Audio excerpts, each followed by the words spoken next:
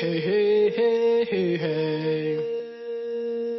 Hey, hey, hey. The only thing that keeps me going is hope that one day things are going to change, whether I see that day or not. Believing in what you can't see. That's really the gist of this whole movement to abolish prisons.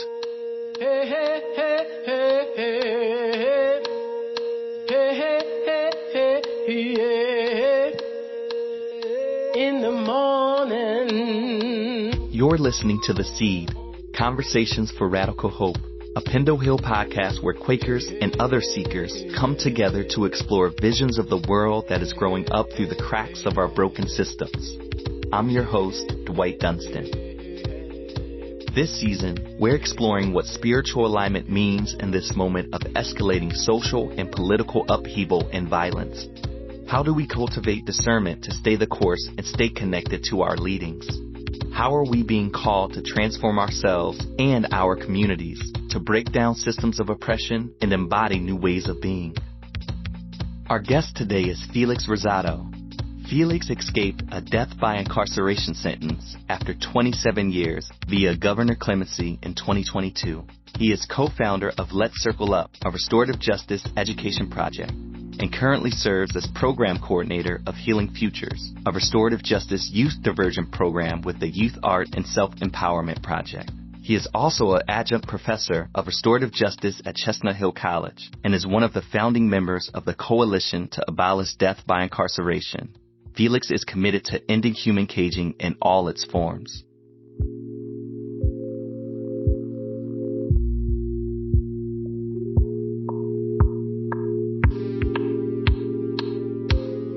Felix, welcome. Welcome to The Seed, Conversations for Radical Hope. I'm buzzing for our time together, bringing in your thoughts and wisdom and experiences and vision to this podcast here in our 4th season. Before I get too ahead of myself, want to just know, what's it like being Felix today? First, thanks for having me. This truly is a blessing. What's it like to be Felix these days? Free. Free in every sense of the word. I truly feel that. My body's finally free after 27 long years of incarceration. Now I'm able to live the way God created me to live. You know, I'm surrounded by people who love me. I do work that I love. I get to spend every day the way I want to spend it. And there's no better feeling in the world. I dreamt of this for a long time, but even my dreams couldn't fully capture what it is to be out here as a free person, not only physically, but mentally and spiritually as well. I'd sum it up with one word. I'm free. I'm feeling into this reality versus dreams, right? You talked about the reality that is your freedom right now being even beyond what you could dream at points in your life. And yeah, I want to make some space for you to talk about that, what that road looks like between dreams and reality. Dreams have always played a special role in my life. I am definitely a dreamer. Literally, I dream at night. When I first landed in the county prison, for a while, my dreams were still free. And I remember waking up just about every morning, those first few weeks, after being out there somewhere, to opening my eyes and seeing 4 concrete walls around me and thinking, damn. After a while, elements of incarceration started to creep into my dreams. Prison was always looming until eventually I started having dreams of being exactly where I was. And when I came home, the reverse was true. And I remember having dreams of being in prison and waking up in the morning and realizing I'm not in there anymore. The same kind of shock, but this time in the opposite way. This was a good shock. This was like, wow, I'm not there anymore. But that's dreaming on the literal side of things. Like, I like to also do a lot with my imagination. One thing my mother harped on while I was in there was to envision my freedom. And at the end of every phone call, letter, or visit, she would look at me and say, "You are free. I want you to see it, smell it, touch it, and it'll be yours. You're already free, she would tell me. After a while, I started to do that. I just started to think about what my day is going to look like, what I'm going to do when I get out of bed. I'm going to eat my breakfast. I'm going to drink my tall glass of orange juice. I'm going to do a little quick workout. I'm going to make my way to work. Like, I used to lay in bed and really play that out. And now I'm doing it. She was right. Yeah, there's something about the imagination I want to continue to bring into our conversation. The ability to envision and see something before it's here. What I'm hearing from you, right? Your mom was somebody who helped you to cultivate that, recreating the reality around you, right? So the imagination as this way to remember this thing that is true, that was true. And I'm thinking about the work that you do right now, too, and want to bring that into the conversation as well. You're connected with the Youth Art and Self-Empowerment Project, also known as YASP, and the Coalition to Abolish Death by Incarceration, also known as CABDI. Curious if you can say a little bit about them and the work you do, how you bring in the imagination. Well, YASP is a youth-led community organization that was founded in 2006 with the mission of ending what's called direct file. It's a policy that allows prosecutors to charge young people as adults automatically without having to have a hearing to determine whether or not a young person's case needs to go to adult court. And then from there, it went to doing workshops inside the jails and in the youth study center. It eventually moved to just trying to end youth incarceration in general. And so that has taken many shapes and forms throughout the years. They currently have a youth defense participatory hub that helps young people and their families navigate the very complicated court process for people who do fall into the trap of the system. And our most recent project, the one I coordinate, is Healing Futures, which is a youth restorative justice diversion program. We get our referrals from the Philly DA office of young people who've been arrested for a variety of different things. We enroll them in our program, and at the end of it, their charges get dismissed, and it's as if they were never arrested. So that they can go on, hopefully successfully on with the rest of their lives without the stain of a criminal record or the trauma of having spent any time in a cage.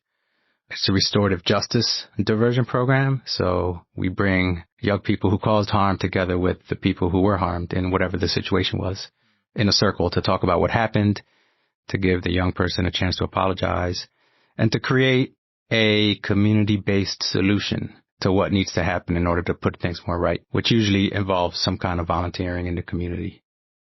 The Coalition to Abolish Death by Incarceration, also known as CABDI, began as a group of different orgs getting together to end the practice of caging humans until death. And death by incarceration is the sentence I narrowly escaped from a year and a half ago after 27 years of fighting it since the age of 18. During the first 2 decades of my incarceration, there was really nothing to look forward to in terms of freedom for people serving what we call DBI for short.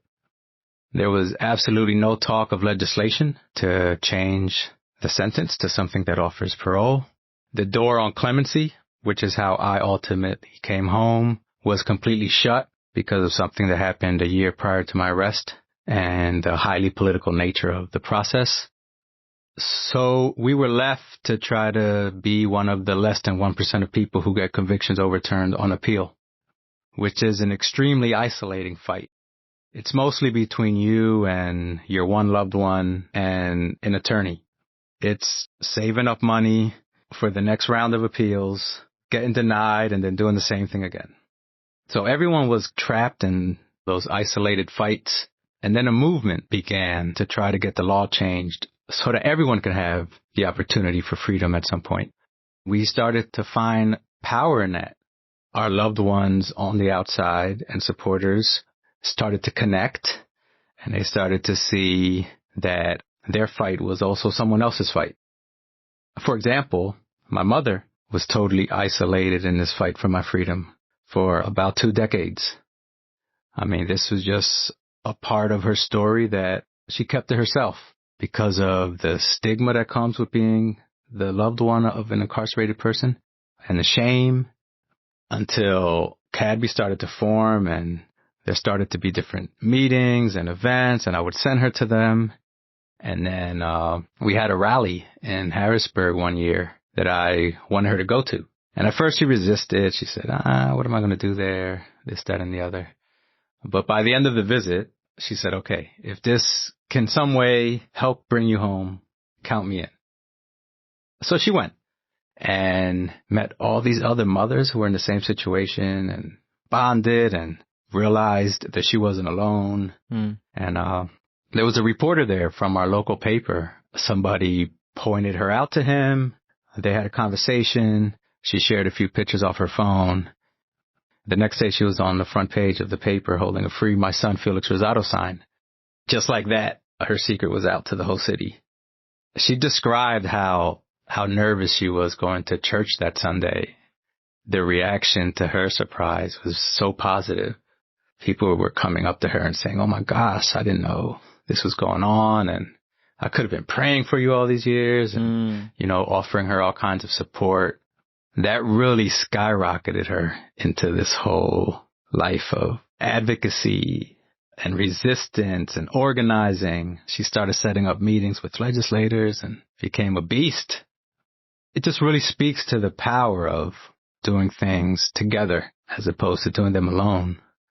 So that captures the essence of CABDI. Mm-hmm. That's what it's really about. Joining forces instead of being ashamed, and realize that there's power in the struggle, and that united we have a chance to topple this beast. Otherwise, we don't. You're probably well aware of this, but Mom has now shown up twice in our conversation together, and it's powerful to feel her presence in your story. When I came home, she came home. Mm-hmm. She was locked up those 27 years as well. Part of my freedom fight wasn't just for me, but for her as well. And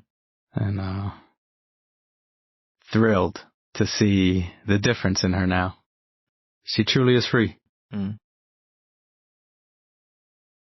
Our tagline for this podcast is exploring visions of the world growing up through the cracks of our broken systems.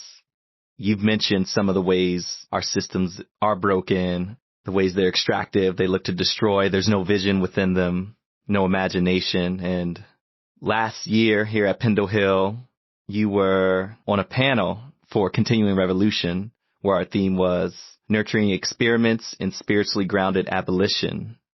And you led this incredible workshop as well on a vision for community justice. And you've mentioned the word restorative justice. Community has come up as well. Abolition. Want to just make some more space if there's any of those things you want to define more in depth, or that you want to just speak to more for our listeners who maybe have no grounding or no understanding of ideas of restorative justice or community justice or abolition. Where would you point them to? How would you break it down for them? We've all, to some degree, have been conditioned to see justice as synonymous with cops, courtrooms, and cages. We've internalized that through our media, through our music, through what we see every day in our communities.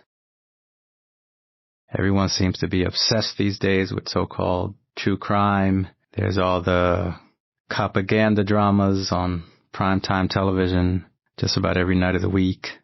And if you watch any of these shows, it's basically the same script. A dead body somewhere, an hour worth of trying to nab the person who did it, a dramatic court scene, and then the credits. We think that's justice. And it's really hard to break away from that. But what we need to do is start pushing ourselves to wonder what might some other ways of doing justice look like. And I was like everyone else, I thought this was it. I got introduced to restorative justice in prison through a book that landed in my possession. And I remember thinking, wow, a way of doing justice that tries to seek harm by involving those directly impacted by it and including those who caused it. I thought that was just straight up revolutionary. Had never heard of anything like that. And this is 12 years into my incarceration. I'm either close to 30 or just turned 30. And I remember thinking, why didn't someone come up with this a long time ago? Turns out indigenous people did before Europeans came over here and colonized our better selves. But yeah, I mean, it's almost common sense. You hurt someone, you make it right. The system actually prevents that. It's a system that promotes deceit at every turn, encourages it, and penalizes truth-telling. We all know from watching any of these shows that if you start telling the truth once the cuffs get slapped on, you're going to find yourself in a world of trouble. We say we didn't do it. We say some other story. We blame it on someone else. We remain silent. Everything except tell the truth. Without truth, there can be no healing. There can be no justice. There can be no moving forward. Community justice processes, which don't have the punishment element hanging over it, is able to create spaces where truth can come out, where people can be really honest about what happened. How did we get here? Why? The current system stays far away from the question why. And these are the kind of questions we need to be asking. Because now we're just going to find ourselves in the same situation over and over. And we have been finding ourselves in the same situation over and over. If caging humans was the solution to all this harm and all this violence, the U.S. would be the safest, happiest country on the planet. And we know that's not true. So my answer is abolition. Nothing short of that is going to produce what we need. And I don't come to that position lightly. I was conditioned to see this as the only way to do it. But through my experience, through my study, I've come to learn that there's really no way to tinker around with this. Can't just shave a few months or a few years off this or that sentence. You can't just pass something and slap the reform label on it and, think it's going to produce justice. This system is inherently dehumanizing, disempowering, and in this country, racist. And there's just no way to fix that. It's the direct descendant of slavery. And you can put a few good people here and there within the system, but it's the institutions themselves that are bankrupt. People question me when I talk about this and say, hey, but what are you going to do about this? And what are you going to do about that? And I always say those are the wrong questions to be asking. We obviously can't undo this overnight. It didn't grow overnight. But what we need to be doing is creating a society where people's needs are met, where not as much harm is occurring in the first place. I mean, there's no question about the link between poverty and crime and violence. There's mountains of research that tell us that there's a direct correlation. And our common sense tells us as much. But we're definitely not doing as much as we can be to addressing that. It's not about a lack of resources or money. Money appears when it's time for war and all these other things that none of us really want. But when it comes to making sure people's needs are met, the government wants to cry broke. You see what a society values. As I'm hearing you speak and just reflecting on the work you've done, the organizations you're a part of, it's really inviting people into a new way of imagining, being in relationship with one another. I'm curious about how your spiritual life flows into the work that you do in the world.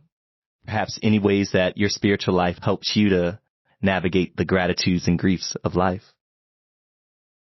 Well, first, let me just start by saying I'm what's known as a cradle Catholic, born into the faith, and watched my grandmother and my aunts and my mother practice it as I was young, and myself, but never really fully got it or wanted to get it.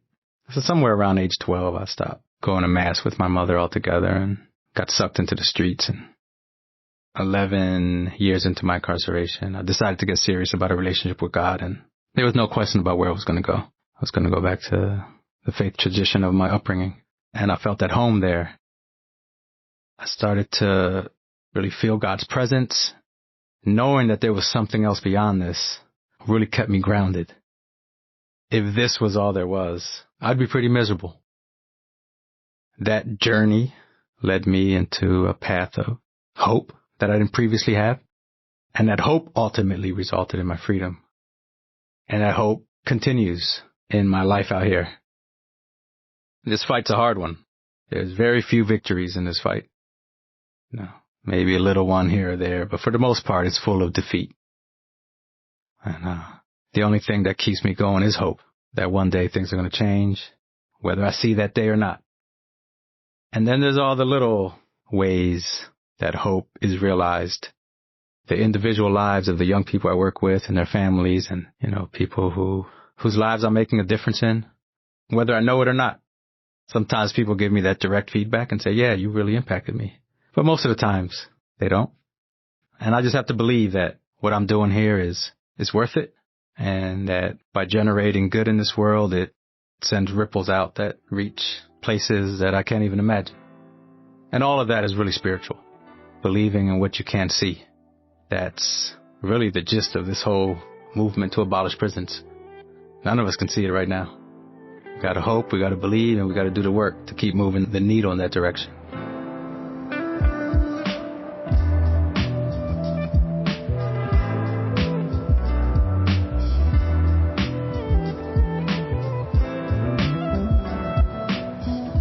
It's hard not to be grateful, having my story, coming from where I came from. There's always something throughout my day that brings that gratitude to the front. Usually it's when I emerge from underground after I get off the trolley at 13th and Market before I walk a couple blocks to get to the YASP office. I feel the fresh air and I see everyone moving to and from, caught up in their hustle and bustle.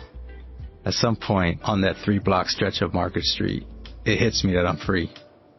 And no one else probably understands what I'm talking about, unless you've been incarcerated for a long time and have come home.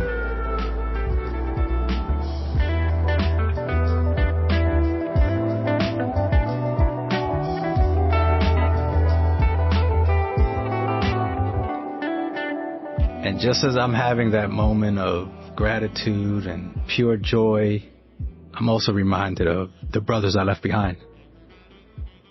I carry them in my heart every single day. There's always some detail in my day that reminds me of a specific person who I left behind. And that usually stops me in my tracks, no matter what I'm doing. They deserve to be here. And they're not. And I carry the weight of that responsibility around every day, knowing that I escaped because of a lot of stars aligning and some work and some luck. That's not what someone's freedom should depend on. That drives me. That, if not anything else, will always keep me in this fight.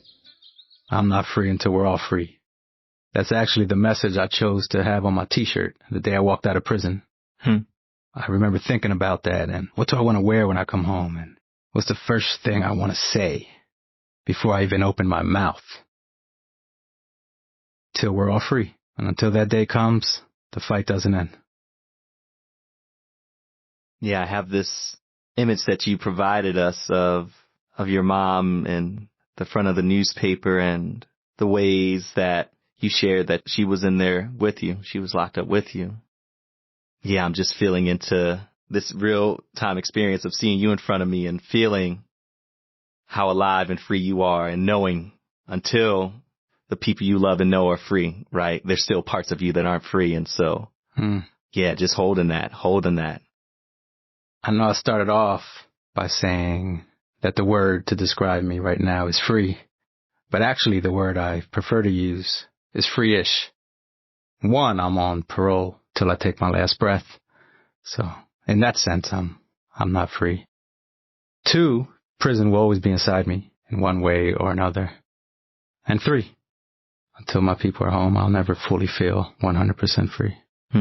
So I'm free-ish.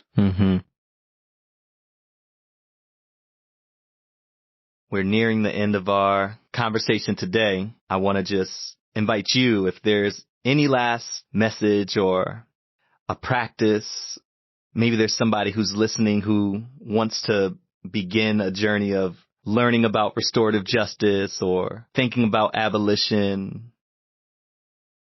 Everyone doesn't have to be an abolitionist. Everyone doesn't have to be a restorative justice practitioner. But there is that one thing each person has that they can do better than everyone else.